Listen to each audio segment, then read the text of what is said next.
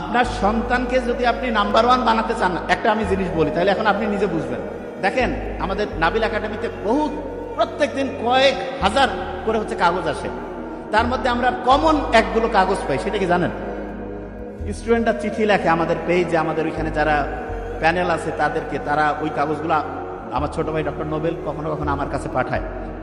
তাদের যে চিঠিটা লেখে সেই চিঠির সামারি যদি করি, সংক্ষেপে যদি বলি কিরকম, যে আমি এই সমস্যায় আছি, প্রত্যেকের সমস্যা ভিন্ন, শেষে একটা কমন জিনিস আসে। বিশেষ দ্রষ্টব্য দিয়া লিখছে 2 পৃষ্ঠায় যে আমি যে সমস্যা বলছি এইটা কোনোভাবে যাতে আমার আব্বা আম্মা না জানে। আপনি দেখেন ওরা আমাদেরকে বিশ্বাস করতেছে, অথচ মা বাবা হচ্ছে সন্তানের জীবনের শ্রেষ্ঠ অ্যাডভাইজার, শ্রেষ্ঠ কাউন্সিলর। মা বাবা যদি ঠিক হয় অ্যাডভাইজার হিসাবে, কাউন্সিলর হিসাবে, আমরা যারা কাউন্সিলর হিসাবে আলাদাভাবে এই আমরা টাকা নিয়ে দিই। দেখেন আমরা কিন্তু ফ্রি দিলাম সেটা অন্য, কিন্তু নর্মালি কি হয়, যে কোনো আপনি দেখাইলেন একটা ফি নেয়, অথচ মা বাবা হচ্ছে সুপার অ্যাডভাইজার, সুপার কাউন্সিলর। আপনি আপনার সন্তানের কাউন্সিলিং কেন করতে পারছেন না? এখানে আবার একটা ইন্টারেস্টিং জিনিস বলি। এক প্রফেসর, নাম নিব না, চিনে ফেলবেন, উনি একদিন বলতেছেন, নাবিল আমার ছেলেটার একটু কাউন্সিলিং করো তো। আমি বললাম, স্যার আপনি তো অনেক লক্ষ লক্ষ মানুষের কাউন্সিলিং করছেন। কয় আমার বেটা আমার কথা শুনে না। কেন? আমি বললাম, স্যার, আমি তখন স্যারের সাথে আলাপ করলাম যে কি কারণে। বলতেছে সে সবাই এসে স্যারকে বলে, দেখেন ইন্টারেস্টিং খুব জিনিসটা, এটা কিন্তু শিখতে হবে, খুব ইন্টারেস্টিং জিনিস। সবাই এসে স্যারকে টাকা দিয়ে দেখাচ্ছে, স্যারের বেটা, স্যারের ছেলে স্যারের কাছে শুনতেছে না। আমি বললাম, স্যার কারণটা কি আপনি ধরতে পারছেন? বলছে বুঝতে পারতেছি না। আমি বলছি সমাধানটা আমার কাছে আছে। বলছে কি সমাধান? দেখেন বুঝতে পারবেন। দেখেন আপনি চিন্তা করেন, এখন আপনার একটা ইন্টারেস্টিং জিনিস দেই। আপনি অভিভাবক, দেখেন খুব ইন্টারেস্টিং, আপনার কাছে দেখা গেল আপনার ছেলের বন্ধু বা বন্ধুর বন্ধু, মানে আপনার ছেলের বন্ধুর বন্ধু আসছে, এসে বলতেছে যে আঙ্কেল বান্ডি আমি এই সমস্যায় আছি। আপনি কিন্তু তার কথা শুনতেছেন, শুনে কি করতেছেন, তাকে কোনো জাজ করেন না, আপনি তাকে একটা বুদ্ধি দেন, পরামর্শ দেন। আবার ওই আপনি যখন আপনার নিজের ছেলে মেয়ে এসে বলে আমার এই সমস্যা, হ্যাঁ তুই আমার বেটাই হয় এরকম করছিস, আমার বেটি হয় তোর খেয়া ফেলাবো আজ, এই যে জাজমেন্টাল হই, তখন দেখা যায় ছেলে মেয়ে নিজেকে নিজের বাবা মার কাছে সবকিছু বলতে চায় না। খেয়াল রাখবেন, মা বাবার কাছে যদি ছেলে মেয়ে সবকিছু বলতে পারে, আমি বলতেছি লিখে রাখেন, সমাজের 80% প্রবলেম দূর হয়ে যাবে। 80% প্রবলেম দূর হয়ে যাবে সন্তানেরা যদি মা বাবার সাথে খোলামেলা আলোচনা করতে পারে।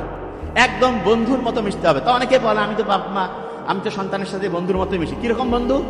খরক বন্ধু। দেখা যায় সন্তানের ভালো হইলে আসি, যে কোনো খারাপ কিছু হইলেই এই তুই এটা করছিস, এত বড় ভুল করছিস, তোর শেষ, তোর আব্বা আসুক, তোর আম্মা আসুক, মানে আব্বা আম্মাকে বলতেছে, আম্মা আব্বাকে বলতেছে, একটা গ্যাঞ্জাম লাগাই দিল। নো, এটা করবেন না। আপনি তাকে চিন্তা করবেন যে তার অবস্থায় আপনি থাকলে আপনি যাকে বলতেছেন তার কাছ থেকে কি আচরণ আশা করতেন, এবং ওই সন্তানটা যদি আপনার না হয়ে আপনার বন্ধুর বা অন্য কারো হইতো, আপনি যেই অনুযায়ী তাকে হচ্ছে ঠিকভাবে দিক নির্দেশনা দিতেন, সেটাই করতেন। আচ্ছা আমি একটা জিনিস বলি, খুব অসাধারণ মানুষ যারা, অনেক সময় আমরা দোয়া নিতে যাই না, এই বলেন না কেন দোয়া নিতে যাই না? আপনি কারো কাছে দোয়া নিতে গেছেন, খুব অসাধারণ মানুষকে জিজ্ঞেস করে এই তুই কি কি জীবনে করছিস, চুরি বাটপারি ধান্দাবাজি? নো, বলে তোমার জীবনটা সুন্দর হোক, তোমার জীবনটা ভালো হোক, জীবনে উন্নতি করো। ঠিক তেমনি করে আপনার সন্তান যেই অবস্থায় যেই পরিস্থিতিতে থাকুক, আপনার উচিত তাকে হচ্ছে উৎসাহিত করা, তুমি জীবনে অসাধারণ কিছু করো, ভালো কিছু করো। আর যে কোনো খারাপ জিনিসের কথা সরাসরি করবেন না যে এটা কর এটা করবেন, এইভাবে বলিয়েন না, এক্সাম্পল দিয়ে বলেন। আপনার বাসায় একজন সুস্থ আছে, একজন অসুস্থ, হেল্প কি সুস্থ লোকের বেশি দরকার না অসুস্থ? এটা কি কঠিন কাজ? কার দরকার? অসুস্থের। একজন নাম্বার পাইছে 80 আর একজন 40, পড়াশোনায় অসুস্থ কে? 40। এরা ভালো উত্তর দিচ্ছে, ভেরি নাইস। 40 হচ্ছে অসুস্থ, তাইলে সেবা শুশ্রূষা কি 80 বেশি দরকার না 40-এর? কিন্তু আমরা অভিভাবকরা কি ঠিক আচরণ করি? এই যে স্টুডেন্ট বলতেছে নো, তার মানে দেখা যায় 80 পাইলে কয় খুশি আর 40 পাইলে বেজার। তাইলে আসলে কি অভিভাবক হিসাবে আমি আমার কাজটা ঠিক করতে পারছি?